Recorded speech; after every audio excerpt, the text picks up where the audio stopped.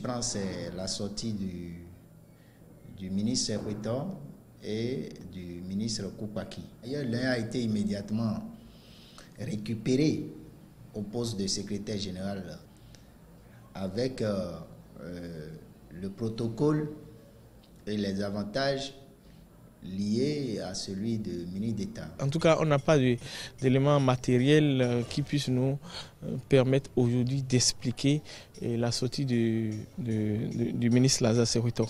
De loin, je vois un ministre qui a fait de son mieux pour Chodra. Par contre, on a vu quand même qu'il y a d'autres ministres qu'on pouvait faire sortir et qui sont maintenus.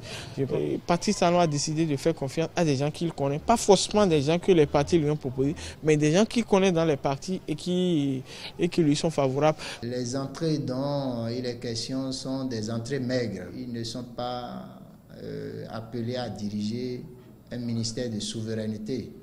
La plupart des ministères de souveraineté sont détenus par le camp de la rupture initiale. Non, moi je vois plutôt Mme Bintou comme étant représentant de l'Union fait la nation, qui a une grande coalition, que de celui du PSD. Les protagonistes sont sont en procès.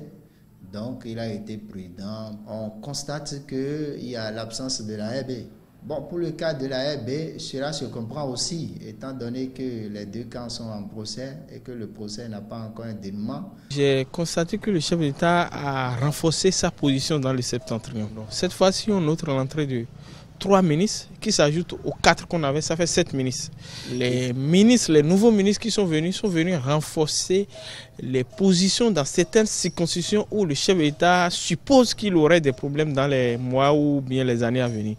Je parle de la 8e circonscription avec l'arrivée de Samba Dambi. Vous savez que la 8e circonscription, c'est la circonscription de Parakou, où on entend parler du retour de l'ancien président Boniaï.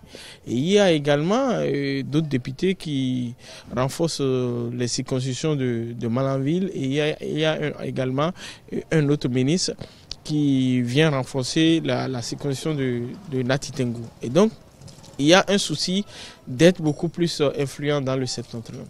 Le deuxième chose là qui se dégage, c'est le retrait de tous les ministres qui ont été proposés par Sébastien Adjamon. Cela se comprend aisément du moment où il est en contradiction flagrante avec le chef de l'État, du moment où il y a déjà depuis plus d'1 an la rupture dans la rupture, il va sans dire qu'au remaniement, ces ministres sortent. Moi, je pense que ce qu'il faut saluer peut-être dans la formation de ce gouvernement, c'est d'avoir réussi à augmenter le nombre de femmes et d'avoir réussi aussi à faire confiance à la jeunesse.